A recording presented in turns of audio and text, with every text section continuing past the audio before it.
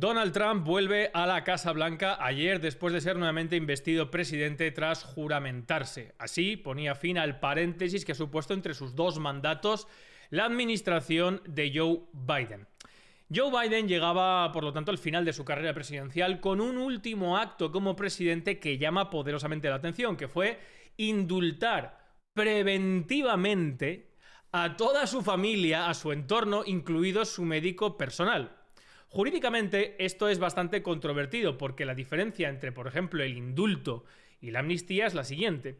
El indulto, como sería esto, es el perdón de una pena, es decir, un hecho constitutivo de delito se ha investigado, se ha juzgado, se ha condenado puniblemente, se le ha atribuido una pena, un castigo, y por lo tanto se le puede conceder el derecho de gracia o la ejecutiva garantía de clemencia en Estados Unidos, que es el indulto, que es que se perdona la pena. Pero el delito sigue estando y el procedimiento sigue existiendo. Por lo tanto, me cuesta ver jurídicamente cómo puede tener efectos un indulto, un perdón de una pena, a unos delitos que todavía ni se conocen, ni se han juzgado, ni se sabe si los hay, ni hay ninguna sentencia.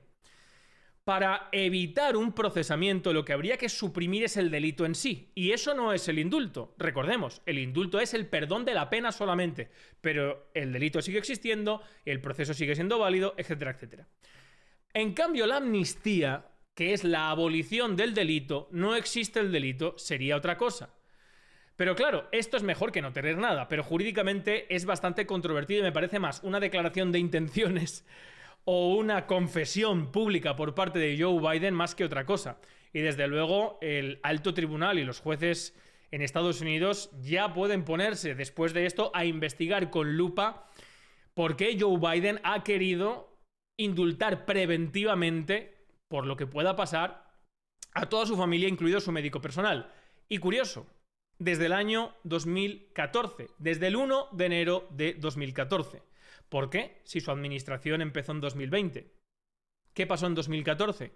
Bueno, en 2014 pasó el Maidán. Sí, el Maidán, el estallido, la provocación de una revolución contra el gobierno de entonces, de Yanukovych, en Ucrania, que hizo estallar Ucrania por los aires.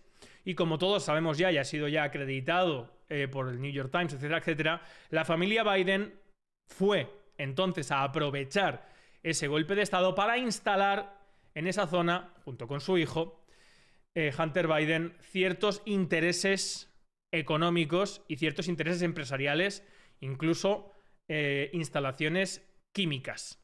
Bueno, veremos finalmente en qué queda esto, pero desde luego que el último acto de Joe Biden haya sido por lo que pueda ser preventivamente intentar evitar el procesamiento de su familia, amigos y entorno desde 2014 es cuanto menos llamativo respecto, primero, para mi punto de vista, exponer que algo pasa, que algo hay, que algo ha hecho esta gente. Y segundo, ese pensamiento, ese último pensamiento de ahora van a venir a por mí.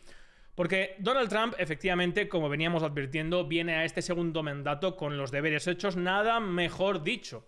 Ayer firmó en su primer día como presidente, ni siquiera como tal, porque no habían pasado 24 horas, sus primeras horas como presidente, firmó 78 órdenes ejecutivas.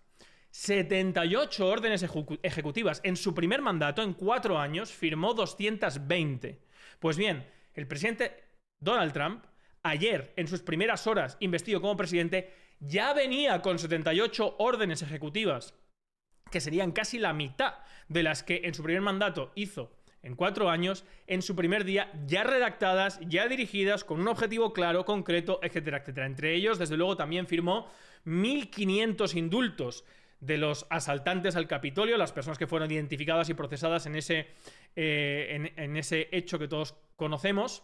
La retirada del Acuerdo de París, en la que Estados Unidos se adscribía a las medidas para evitar el cambio climático y el ecologismo, etcétera, etcétera. Estados Unidos se retira de todo ello.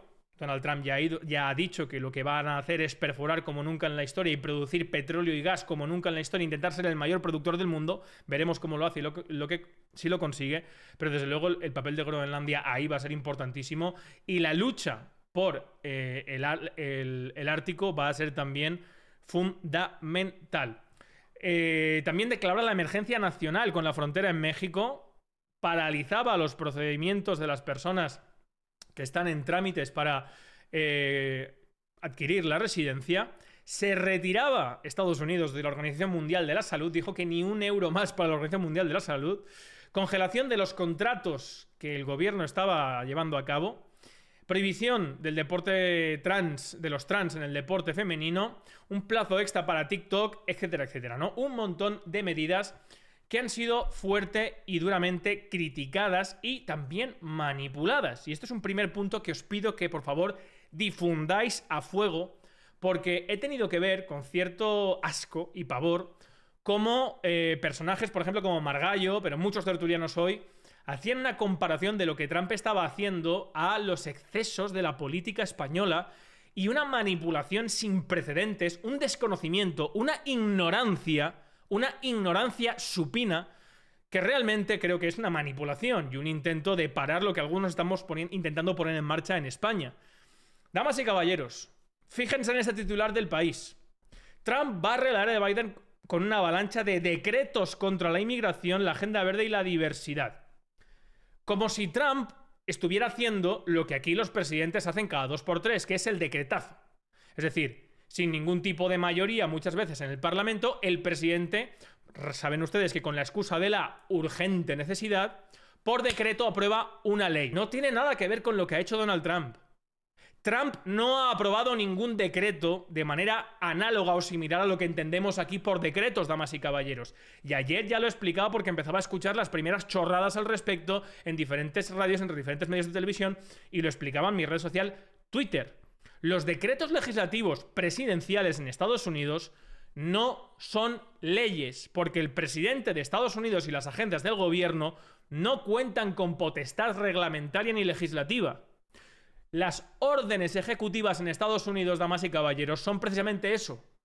Órdenes, directrices que da el Ejecutivo y que tienen solamente cumplimiento para aquello que es reglado por el gobierno, que es la administración. Es decir, son directrices, son reglamentos para que la administración actúe de cierta manera dentro de un marco jurídico legislativo que solamente puede aprobar la Cámara de Representantes. Fíjense si hay diferencia. Esto se llama separación de poderes. Los padres fundadores de Estados Unidos suprimieron lo que venían experimentando con cierto dolor por parte del parlamentarismo inglés y del rey Jorge, y el presidente de Estados Unidos no puede promulgar ninguna ley, lo tiene que hacer el Congreso en este caso. Pero esta manipulación, repito, va en la línea de presentar que Trump está actuando como un déspota y que está saltándose la Constitución, etcétera, etcétera. Nada de eso. Nada de eso, y clama el cielo la cantidad de mentiras y difamaciones y mentiras en este ámbito, incluso por ministros del gobierno de España, difundidas a bombo y platillo en todos los medios. Lo que Trump ha firmado son órdenes ejecutivas. Es decir, señores en la administración pública dependiente del gobierno, van ustedes a actuar de esta manera, de acuerdo con el marco jurídico normativo que ha aprobado solamente con las leyes que solamente ha aprobado previamente el Congreso. Y no solo eso.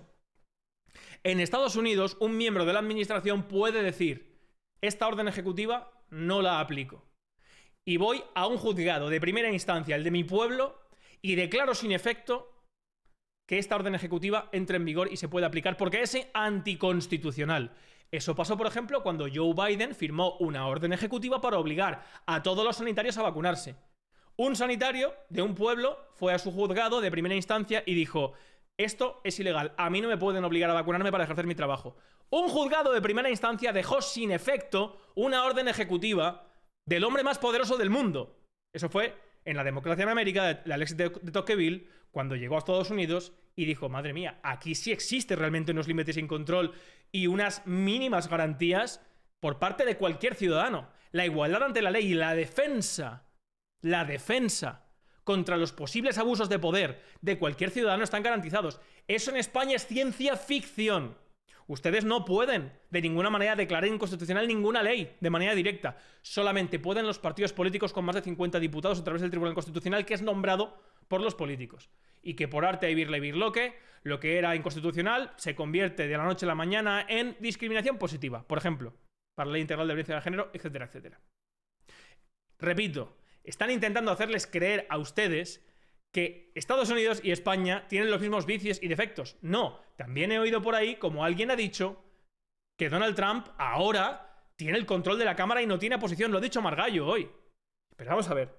Damas y caballeros, en España la oposición es una filfa, es una mentira. El Congreso está compuesto por diputados que en una lista los pone el jefe del partido, que es el que luego va a tener mayoría para ser ejecutivo, por mayoría absoluta o por pacto. Y en consecuencia, como ustedes ven en la tele, que levanta un dedo, dos o tres, el jefe de la primera bancada, todos los diputados votan a orden y siempre consiguiendo mayoría, o pactando con un independentista, o pactando con el PNV, o con Puigdemont que está fuera fugado y buscado por la justicia, las leyes que les da la gana. Eso en Estados Unidos nunca puede pasar y sería un verdadero escándalo, porque aunque haya una mayoría de congresistas o senadores de un partido, estos congresistas y senadores deben su puesto no a una lista de Trump, sino a la circunscripción que les ha elegido. Así pasa a veces que, aun teniendo mayoría demócrata, por ejemplo Biden, tuvo votos de demócratas en contra, porque prima el interés con el ciudadano al que debe el asiento el congresista, que con el jefe de mi partido, que sí, estoy adscrito con él y suele haber una línea ideológica común, pero no le debo el puesto a él. Eso es la representación, damas y caballeros. Separación de poderes y representación, instituida en Estados Unidos y en España ciencia ficción. Y tercero, no es que ahora Trump va a designar más jueces, va a tener el control de la justicia. Otra ignorancia o manipulación, que es lo que yo creo. Tanto John Adams como Thomas Jefferson discutieron esto en las cartas de Monticello a la hora de constituir la segunda constitución, la actual, la federal, porque la primera, la confederal de 1777, fue un desastre, porque no había una fuerza ejecutiva suficiente para obligar el pago de los créditos de la guerra civil. Perdón, de la guerra de independencia. Y se les ocurrió una fórmula que entonces, en el siglo XVIII, tenía sentido. El presidente puede nombrar al Tribunal Supremo, a las Cortes, al alto orden jurisdiccional del país, como pasa en Estados Unidos. Pero no les puede destituir, no les puede deponer. Los nombra a título vitalicio. Esto se hizo para garantizar que el presidente no pudiera, ante una decisión del juez, castigarle o presionarle. Si no haces esto, te quito. Exactamente igual que en España, ¿verdad? Que el Consejo General del Poder Judicial y el Tribunal Supremo, el Tribunal Constitucional, se nombra por el PP y el PSOE a conveniencia, un reparto de cromos, y en cuanto alguien hace algo o no actúa como se quiere, ese fuera y lo cambio por el otro. Que hasta en los medios sale tal conservador, tal progresista, tal no sé cuántos. De verdad, la gente que está en los medios de comunicación intentando culpar a Donald Trump y asimilarlo a los vicios sistémicos que tenemos en España, que no es un régimen democrático, Estados Unidos sí lo tiene, es un verdadero escándalo y una ignominia. Y por último, Donald Trump se equivocó, lógicamente, cuando dijo que España estaba en los BRICS. Se equivocaría con Sudáfrica en la S de BRICS. Y lo ha aclarado hoy su propio gobierno. Yo ya lo dije ayer. Pero esto es muy importante. Ya lo explicamos el domingo con el directo con Juan Antonio del Castro, que les dejo aquí al final, aquí, para que lo vean. Europa y Trump van a tener problemas.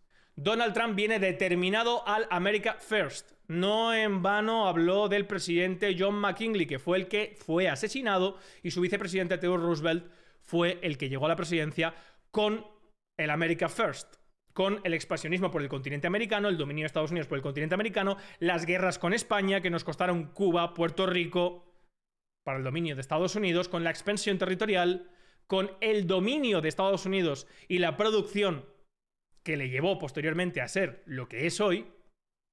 Y damas y caballeros, esto es lo que quiere recuperar Donald Trump, con aranceles, con relocalización de la industria, sobre todo en Detroit, lo dijo ayer, lo explicó ayer.